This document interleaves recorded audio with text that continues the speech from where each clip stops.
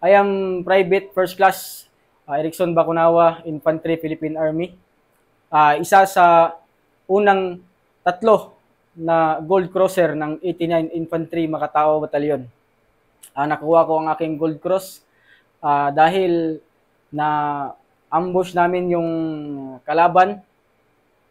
Hindi pa ako ranger ng time na yun. At na-encourage akong mag-ranger dahil sa performance na ipinakita ng aking mga seniors na mga ranger at that time. Pinagmamalaki ko na ako ay naging member ng Scout Platoon, 89 Infantry Makatao Battalion. Maraming salamat sa tropa na nagbigay ng kaalaman, opportunity na ako ay mapabilang sa Makatao Troopers. At ngayon po, ako na po ay member po ng Scout Ranger Course Class 221-2023.